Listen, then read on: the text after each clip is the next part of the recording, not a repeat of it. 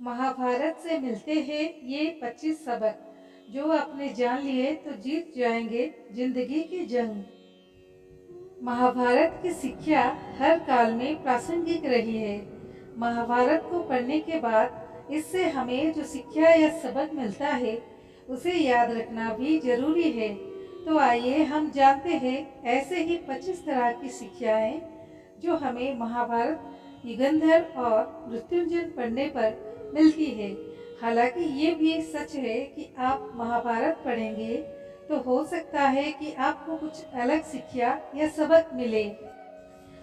जीवन हो योजनाओं से भरा। जीवन के किसी भी क्षेत्र में बेहतर रणनीति आपके जीवन को सफल बना सकती है, और यदि कोई योजना या रणनीति नहीं है तो समझो जीवन एक अराजक भविष्य में चला जाएगा जिसके सफल होने की कोई गारंटी नहीं। भगवान श्री कृष्ण के पास पांडवों को बचाने का कोई मास्टर प्लान नहीं होता तो पांडवों को कोई औकात नहीं थी कि वे कौरवों से किसी भी मामले में जीत जाते। संगत और पंगत हो अच्छी। कहते हैं कि जैसी संगत वैसी पंगत और जैसी पंगत वैसा जीवन। आप लाख अच्छे हैं लेकिन यदि आपकी संगत बुरी है तो आप बर्बाद हो जाएंगे, लेकिन यदि आप लाख बुरे हैं और आपकी संगत अच्छी लोगों से है और आप उनकी सुनते भी हैं तो निश्चित है आप आबाद हो जाएंगे। कौरवों के साथ शकुनी जैसे लोग थे जो पांडवों के साथ कृष्ण, शकुनी मामा जैसी अपनी संगत पाल रखी है तो आपका दिमाग चलना बंद ही समझो। अधूरा ज्ञान घातक। कहते हैं कि अधूरा ज्ञान सबसे खतरनाक होता है। इस बात का उदाहरण है अभिमन्यु। अभिमन्यु बहुत ही वीर और बहादुर योद्धा था, लेकिन उसकी मृत्यु जिस परिस्थिति में हुई उसके बारे में सभी जानते हैं। मुसीबत के समय यह अधूरा ज्ञान किसी भी काम का नहीं रहता है। आप अपने ज्ञान में पारंगत बने। किसी एक विषय में तो दक्षता हासिल होना ही चाहिए। दोस्त और दुश्मन की पहचान करना सीखें। महाभारत में कई ऐसे मित्र थे जिन्होंने अपनी ही सेना के साथ विश्वासघात किया। ऐसे भी कई लोग थे जो ऐन वक्त पर पाला बदलकर कौरवों या पांडवों के साथ चले गए। शल्य और युधिष्ठिर उसके उदाहरण है। इसलिए कहते हैं कि कई बार दोस्तों के भेष में दुश्मन हमारे साथ आ जाते हैं और हमसे कई तरह के राज लेते रहते हैं। कुछ ऐसे भी दोस्त होते हैं जो दोनों तरफ होते हैं, जैसे कौरवों का साथ दे रहे भीष्म, द्रोण और विदुर ने अंततः युद्ध में पांडवों का ही साथ दिया। हथियार से ज्यादा घातक बोल वचन। महाभारत का युद्ध नहीं होता यदि कुछ लोग अपने वचनों पर संयम रख लेते। जैसे द्रौपदी यदि दुर्योधन को अंधे का पुत्र भी अंधा नहीं कहती तो महाभारत नहीं होती। शिशुपाल और शकुनी हमेशा चुभने वाली बातें ही करते थे, लेकिन उनका हश्र क्या हुआ ये सभी जानते हैं। सबक ये है कि कुछ भी बोलने से पहले हमें ये सोच लेना चाहिए कि इसका आपके जीवन, परिवार या राष्ट्र पर क्या असर होगा। जुए सट्टे से दूर रहो। शकुनी ने पांडवों को फंसाने के लिए जुए का आयोजन किया था, जिसके चलते पांडवों ने अपना सब कुछ दांव पर लगा दिया था। अंत में उन्होंने द्रौपदी को भी दांव पर लगा दिया था। ये बात सभी जानते हैं कि फिर क्या हुआ। अतः जुए, सट्टे, षड्यंत्र से हमेशा दूर रहो। ये चीजें मनुष्य का जीवन अंधकारमय बना देती है। सदा सत्य के साथ रहो। कौरवों की सेना पांडवों की सेना से कहीं ज्यादा शक्तिशाली थी। एक से एक योद्धा और ज्ञानी जन कौरवों का साथ दे रहे थे।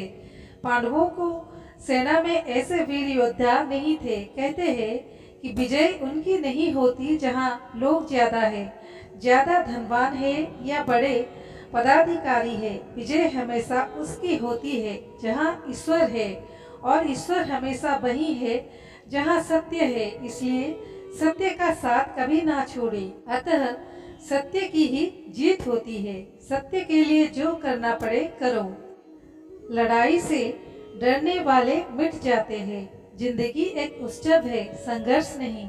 लेकिन जीवन के कुछ मोर्चों पर व्यक्ति को लड़ने के लिए हमेशा तैयार रहना चाहिए। जो व्यक्ति लड़ना नहीं जानता, युद्ध उसी पर थोपा जाएगा या उसको सबसे पहले मारा जाएगा।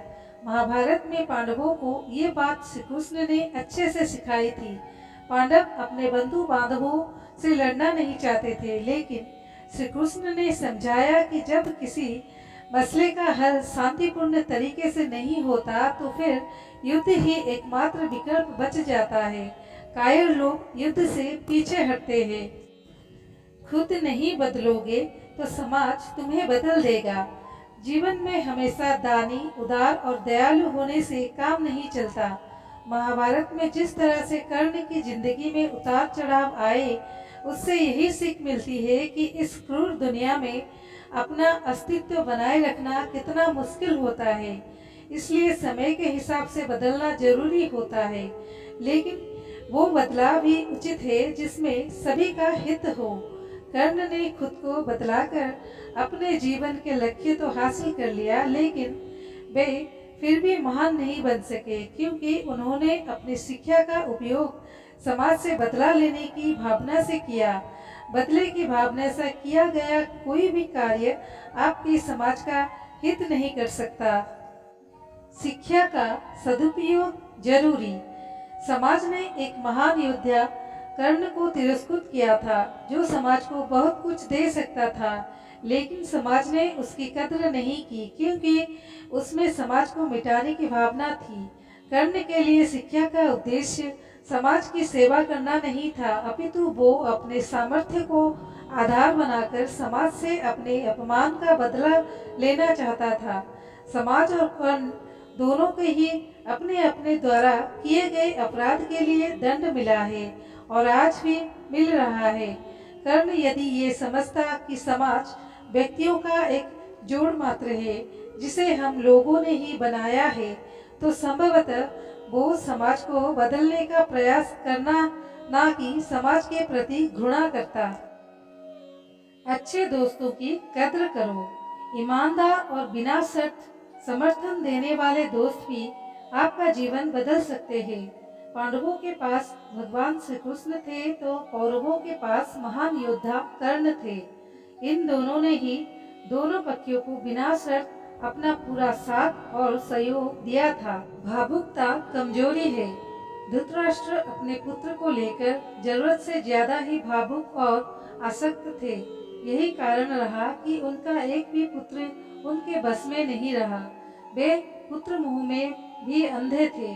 इसी तरह महाभारत में हमें ऐसे कुछ पात्र मिलते हैं जो अपनी भावुकता के कारण मूर्ख ही सिद्ध होते हैं। जरूरत से ज्यादा भावुकता कई बार इंसान को कमजोर बना देती है और वो सही गलत का फर्क नहीं पहचान पाता। शिक्षा और योग्यता के लिए जुनूनी बनो। व्यक्ति के जीवन में उसके द्वारा हासिल शिक्षा और उसकी कार्य योग्यता ही काम आती है। दोनों के प्रति एकलव्य जैसा जुनून होना चाहिए, तभी वो हासिल होती है। अगर आप अपने काम के प्रति जुनूनी है तो कोई भी बाधा आपका रास्ता नहीं रोक सकती। कर्मवान बनो। इंसान की जिंदगी जन्म और मौत के बीच की कड़ी भर है। ये जिंदगी बहुत छोटी है, कब गुजर जाएंगे आपको पता भी नहीं चलेगा। इसलिए प्रत्येक दिन का भरपूर उपयोग करना चाहिए। कुछ ऐसे भी कर्म करना चाहिए जो आपके अगले जीवन की तैयारी के हो। अहंकार और घमंड होता है पतन का कारण। अपनी अच्छी स्थिति, बैंक बैलेंस, संपदा, सुंदर रूप और विद्वता का कभी अहंकार मत कीजिए। समय बड़ा बलवान है। धनी, ज्ञानी, शक्तिशाली पांडवों ने वनवास भोगा और अति सुंदर द्रौपदी भी उनके साथ वनों में भटकती रही। समय की खेल निराले है। महाभारत में ऐसे कई उदाहरण है जिनसे ये प्रेरणा मिलती है कि घमंड को पतन का कारण बनने में देर नहीं लगती है। कोई भी संपत्ति किसी की भी नहीं है। अत्यधिक लालच इंसान की जिंदगी को नर्क बना देता है। जो आपका नहीं है उसे अनीतिपूर्वक लेने हड़पने का प्रयास ना करें। आज नहीं तो कल उसका दंड अवश्य मिलता है। भगवान श्री कृष्ण कहते हैं कि आज जो तेरा है, कल बीता हुआ कल किसी और का था और कल आने वाला कल किसी और का हो जाएगा। अतः तू संपत्ति और वस्तुओं से आसक्ति मत पाल, ये तेरी मृत्यु के बाद यहीं रखे रह जाएंगे। अर्जित करना है तो परिवार का प्रेम और अपनत्व अर्जित कर, जो हमेशा तेरे साथ रहेगा। ज्ञान का हो सही क्रियान्वयन। शिष्य या पुत्र को ज्ञान देना माता पिता व गुरु का कर्तव्य है, लेकिन सिर्फ ज्ञान से कुछ भी हासिल नहीं होता। बिना विवेक और सद्बुद्धि के ज्ञान अकर्म या विनाश का कारण हो बनता है। इसलिए ज्ञान के साथ विवेक और अच्छे संस्कार देने भी जरूरी है। दंड का डर जरूरी। न्याय व्यवस्था वही कायम रख सकता है जो दंड को सही रूप में लागू करने की क्षमता रखता हो। ये चिंतन घातक है कि अपराध से घृणा करो, अपराधी से नहीं। दुनिया भर के जेलों से इसके उदाहरण प्रस्तुत किए जा सकते हैं कि जिन अपराधियों को सुधारने की दृष्टिकोण से पुनर्वास कार्यक्रम चलाए गए, उन्होंने समाज में जाकर फिर से अपराध को अंजाम दिया है। अपराधी को हर हाल में दंड मिलना ही चाहिए। यदि उसे दंड नहीं मिलेगा तो समाज में और भी अपराधी पैदा होंगे और फिर इस तरह संपूर्ण समाज ही अपराधियों का समाज बन जाएगा। न्याय की रक्षा जरूरी। न्याय हमेशा उन लोगों के साथ होता है जो शक्तिशाली है या जो न्याय पाने के लिए प्राणपण से उत्सुक है। जिन्होंने अपने लिए न्याय मांगा है, उनके साथ ईश्वर ने न्याय किया भी है। मांगोगे नहीं तो मिलेगा भी नहीं, ये प्रकृति का नियम है। छिपे हुए को जानने का ज्ञान जरूरी। ये जगत या व्यक्ति जैसा है वैसा कभी दिखाई नहीं देता, अर्थात लोग जैसे दिखते हैं वैसे होते नहीं, चाहे वो कोई भी हो। महाभारत का हर पात्र ऐसा ही है, रहस्यमय। छिपे हुए को जानना ही व्यक्ति का लक्ष्य होना चाहिए, क्योंकि ज्ञान ही व्यक्ति को बचाता है। भगवान श्री कृष्ण के ऐसे कई योद्धा थे जो छिपे हुए सत्य को जानते थे। सफर करने में होती है बरकत। एक स्थान से दूसरे स्थान पर जाना या एक स्थान को छोड़कर दूसरे स्थान पर रहने से लाभ ही मिलता है। कई बार लोगों को व्यापार या नौकरी के लिए दूसरे शहर या देश में जाना होता है। गोपनीयता और संयम जरूरी। जीवन हो या युद्ध, सभी जगह गोपनीयता का महत्व है। यदि आप भावना में बहकर किसी को अपने जीवन के राज बताते हैं या किसी व्यक्ति या समाज विशेष पर क्रोध या कटाक्ष करते हैं, तो आप कमजोर माने जाएंगे। चिंता, भय और अशांति है मृत्यु का द्वार। किसी भी प्रकार की चिंता करना, मन को अशांत रखना और व्यर्थ के भय को पालते रहने से मृत्यु आसपास ही मंडराने लगती है। मौत तो सभी को आनी है, फिर चिंता किस बात की। कोई पहले मरेगा और कोई बाद में। चिंता का मुख्य कारण मोह है। जेल खाना, दवा खाना या पागल खाना वो व्यक्ति जाता है जिसने धर्म सम्मत या संयमित जीवन नहीं जिया। इंद्रिय संयम जरूरी। इंद्रियां कभी तृप्त नहीं होती। जो इंद्रियों के बस में है उसका पतन निश्चित है। बहुत से लोग आजकल किसी न किसी प्रकार की आदत या नशे की गुलाम है। ऐसे लोगों का धीरे धीरे क्षरण होता जाता है। इंद्रिय संयम आता है संकल्प से। महाभारत का हर पात्र संकल्प से बंधा हुआ है। शक्ति का संचय इंद्रियों को बस में करने से ही संभव हो पाता है। राजा या योद्धा को नहीं करना चाहिए परिणाम की चिंता। कहते हैं कि जो योद्धा या राज युद्ध के परिणाम की चिंता करता है, वो अपने जीवन और राज्य को खतरे में डाल देता है। परिणाम की चिंता करने वाला कभी भी साहस पूर्वक ना तो निर्णय ले पाता है और ना ही युद्ध कर पाता है। जीवन के किसी भी मोड़ पर हमारे निर्णय ही हमारा भविष्य तय करते हैं। एक बार निर्णय ले लेने के बाद फिर बदलने का अर्थ ये है कि अपने अच्छे से सोचकर निर्णय नहीं लिया या अपने निर्णय लेने की क्षमता नहीं है।